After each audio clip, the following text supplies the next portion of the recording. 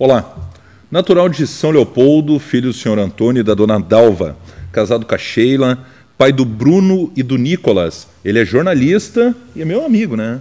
Hoje teremos uma conversa de peso com o grande Juliano Palinha. Seja bem-vindo à Conversa de Peso, Juliano. Obrigado, Jair. Obrigado pelo convite. Falando só Juliano, ninguém conhece. Tinha que ter falado Palinha, né? Pois é, tem que ser Juliano Palinha. Na verdade Palinha, até já vão entrando assim, né? Palinha por causa de um jogador de futebol, que é não aquele que veio pro Grêmio, né? Assim, aquele do Cruzeiro, antigo, Cruzeiro, né? Corinthians, né? Uhum.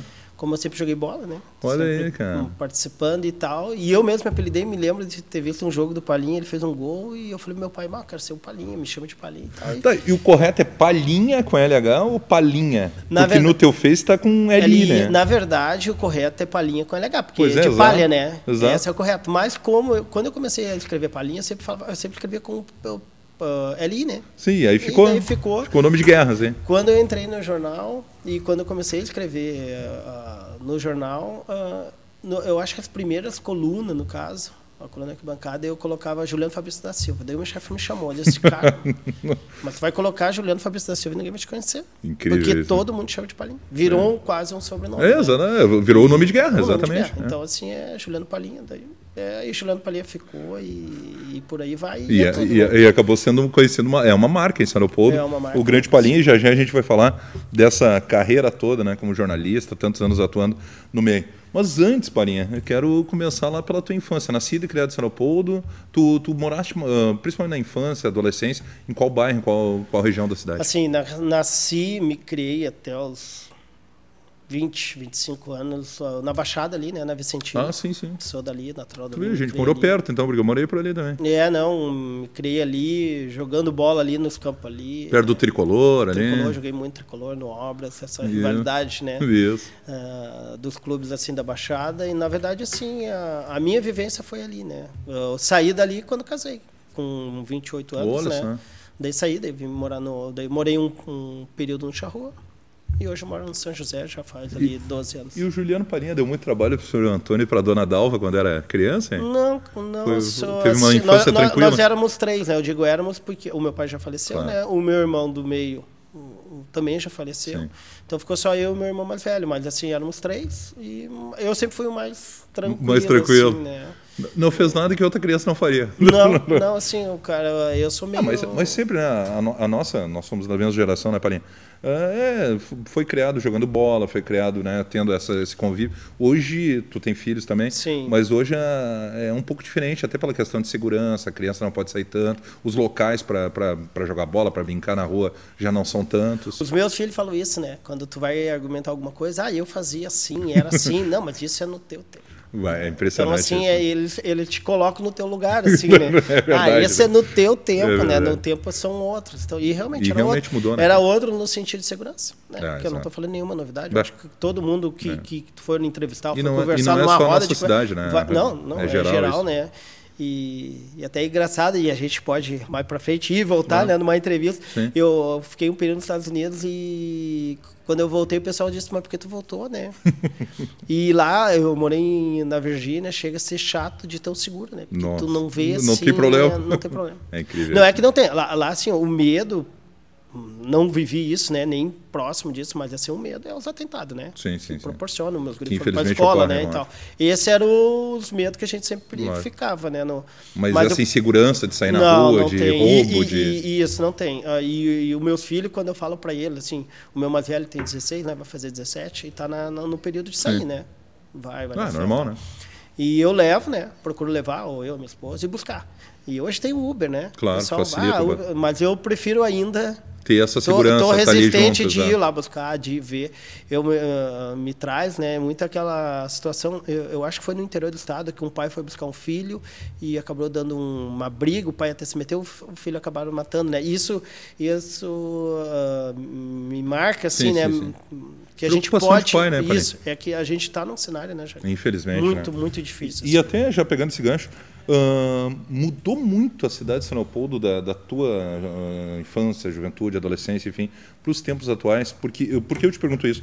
Porque outras pessoas, enfim, pessoal que é nascido, criado em São Leopoldo, que já vieram aqui no programa, todos falam isso, né? Que nos últimos 20 anos, principalmente, a cidade se transformou, a cidade cresceu demais, inchou demais. E aí, claro, tem o lado bom da evolução, do lado natural do crescimento da cidade, mas traz mazelas sociais, talvez não tenha crescido com planejamento. É por aí mesmo? Tu também vê a cidade dessa forma? Eu acho que a leitura é essa, né? Na verdade, assim, eu morava no final da rua da Chuc e Arno-Chuc, que eram as duas principais ruas. Morava perto mesmo. As duas principais ruas. Eu morava na Major Veloso Ramos, que era a rua da Olaria, que era a última rua do bairro, né? O que ocorre? Hoje a última rua é quase no Rio. DIC. Exatamente. Então, assim, eu tinha uma distância ali, digamos, de 1 quilômetro até chegar ao rio. Exato. Então, assim, existia essa distância, né? Mas, assim, acontece, né?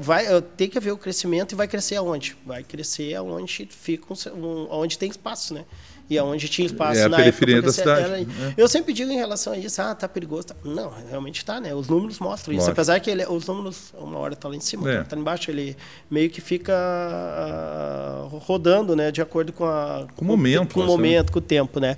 Mas eu digo assim, às vezes a gente está num ambiente diferente, de amigos, tu acaba não vendo. É verdade, né? Por exemplo, eu me criei na Baixada. Então, assim, para mim, até ali nos anos 90... Vamos falar em 95, 96, para mim ali era tranquilo, que ali era onde eu vivia e convivi, então para mim não tinha problema nenhum. Sim. Mas eu sei que cresceu muito. Hoje, se eu vou lá, eu conheço algumas pessoas mais velhas, que se ainda estão vivas, né, e as pessoas com quem eu convivi. Eu, por ser uma pessoa que fui muito tempo da imprensa, né, sou da imprensa, estive muito tempo no jornal, daí vai a tua foto ali, e tu se torna uma pessoa praticamente pública, né? Então o pessoal te conhece mais do que tu conhece. Isso pode ter sido até o Jairo. O Jairo Cuba, tu te dá o oi, às vezes tu não sabe quem é. Porque tu tá muito tempo na vitrine, né? Exato, acaba aparecendo, a imagem aparece muito. Então o pessoal, como eu também muito joguei bola na várzea e tal, rodei nos campos todos, então o pessoal também me conhece, o Palinha, aquele que jogou bola e tal. Então tem isso, mas assim, eu tenho essa visão de que às vezes tu fica dentro de um ambiente, dentro de um ciclo social, que tu acaba às vezes até não vendo. Mas claro que se tu sair dali, tu vai ver aqui. As coisas estão acontecendo, o perigo existe. Porque, em geral, é exatamente isso que tu está falando, né? O teu ambiente, ou bairro, local onde tu mora, por ser uma pessoa que acaba conhecendo todo mundo, o pessoal, de certa forma, não mexe com quem está ali, né? Então realmente, tu saindo é que tu vê os problemas maiores. Eu acho que é o cenário. Mas é normal, assim, talvez pode ser o teu caso, pode ser o caso de qualquer um, né? Tu acaba saindo, tu vai... porque a vida é ciclos, né? Eu acredito normal, nisso. Né? E tu vê isso até na amizade, né? Tu tá num período com um ciclo de amigos, daqui a pouco tu acaba se relacionando com outro, e tu nem briga com aquele amigo. Exato. Mas o trabalho... O trabalho te leva a conhecer outras pessoas. Tu disseste. O trabalho começa a conhecer outras pessoas, essa coisa assim da movimentação normal. Sem dúvida. Né? E o jornalismo, hein? Como é que veio essa veia jornalística? Onde é que surgiu essa vontade de atuar nesse meio? Na verdade, assim, meio que caí de paraquedas, assim, né? Eu nem nunca imaginei, assim, lá no futuro estar no meio, né? Quando eu fui trabalhar no jornal, em 96, tinha uma vaga para arquivar a foto. Olha só, cara.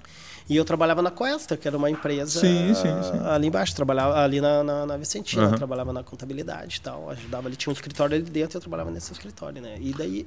Tinha que idade, mais ou menos, nessa época? 23, quando entrei no jornal. Tu era jovem. Daí entrei no jornal para arquivar foto. Continua jovem, né? Fique bem claro. A gente é jovem há mais tempo. Exatamente. O Ribeiro sempre diz jovem há mais tempo, né? Me lembro disso. E ele...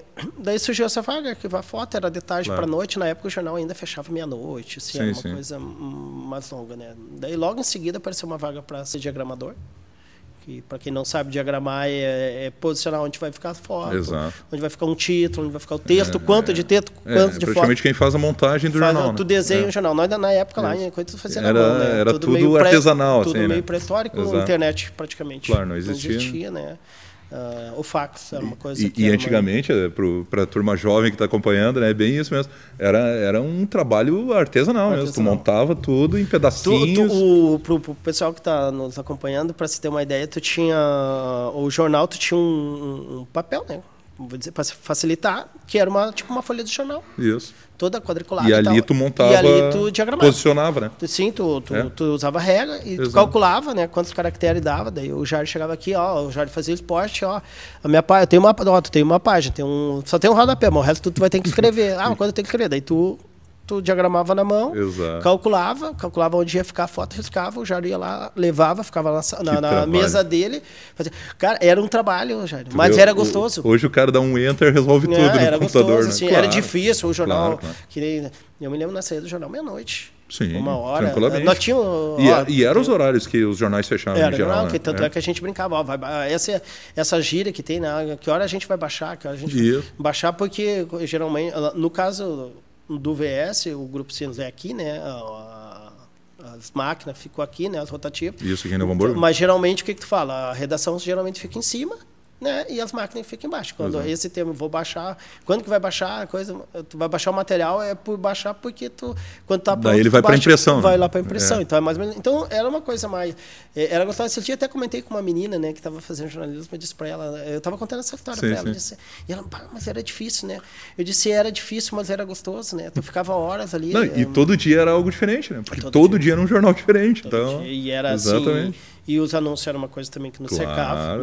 Nunca ficou longe da gente, porque o que mantém, né? Normal, a mídia em geral. Precisa. Então, foi ali e logo em seguida surgiu um programa Canal Livre do Esporte, na rádio ABC. E daí eles queriam fazer um programa em São Leopoldo.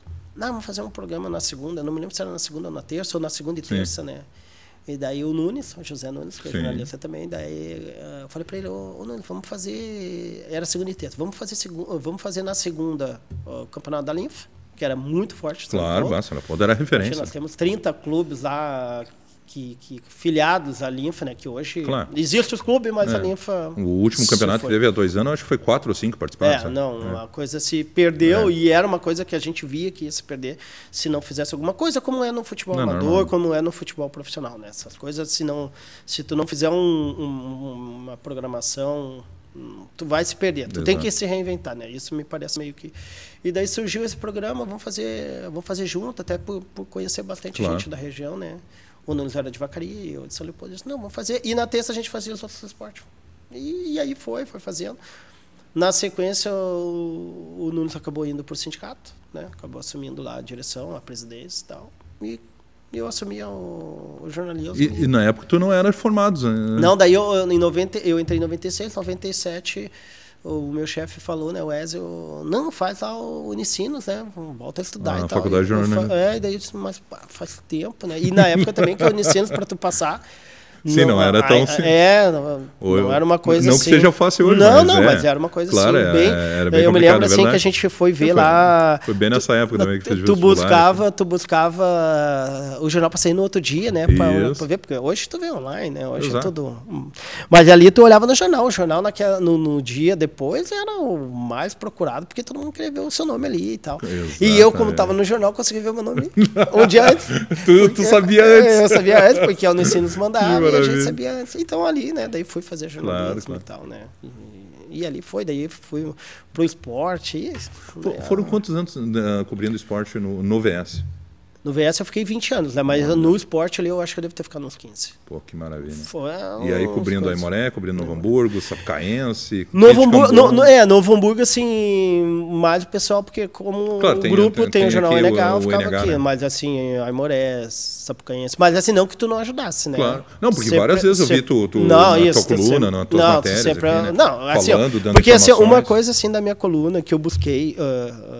E falei para o Matheus, né, quando eu deixei o grupo em 2000. É o Matheus Beck, né, que hoje é o jornalista. Quando eu deixei, eu sempre falei para ele assim, que, cara, eu acho interessante tu falar daqui, porque dupla Grenal é melhor o pessoal te lá, porque tu não tá lá. E eu acho legal do esporte, e eu acho que em tudo, né, é tu falar dos bastidores. Né, ter esse envolvimento, ter essa... Tá no dia a dia, vendo que é... E para tu falar dos bastidores, tu tem que estar lá. Exatamente. Eu não ia falar da dupla Grenal, porque o futebol, eu tenho essa comigo, né, Jair? Todo mundo entende futebol. Claro. E quem não entende vai aprender. O brasileiro é essa cultura, né? Então, a gente está aí vivendo a Copa do Mundo e sabe como é que é. Se tu falar o porquê que o Brasil perdeu, todo mundo vai ter a sua posição. Exato. Ou não. É uma coisa... Então, o que eu fiz? Eu disse, não, vou falar das coisas que eu vivo. E comecei só... Eu não falava, não dava... Praticamente... São raras as vezes que eu falei de duplo Grenal. Praticamente zero. Falava exclusivamente futebol, daí falava do Aimoré, da Várzea, falava muito ali, né? Dos outros esportes, porque eu vivia, não fazia eu lembro só naquele futebol, momento, né? Que o Sapucaense teve em alta, que o 15 teve alta. Isso é o legal do esporte, né? Porque nem o Sapucaense eu fui a São Paulo cobrir o Sapucaense na Copa do Brasil em 2010. Né? Então, contra a Ponte, né? Ponte Preta. Ponte Preta. O Sapucaense tinha empatado aqui. E aí teve o segundo jogo lá, né? Empatou, chegou a empatar, tá empatando lá 2-2, que estava classificando e acabou perdendo lá e foi eliminado, mas é uma experiência fantástica, né? O futebol te dá essas possibilidades. Vamos para o intervalo e aí na volta o Juliano Palinha vai continuar contando, né? Esse envolvimento, inclusive, com a Aimoré, quantas histórias dentro do Clube Índio, e também o momento atual, né? Falar um pouquinho aí do momento atual. Hoje é jornalista, assessor de imprensa lá no Sindicato dos Funcionários Públicos de São Leopoldo. Vamos ao intervalo, já voltamos.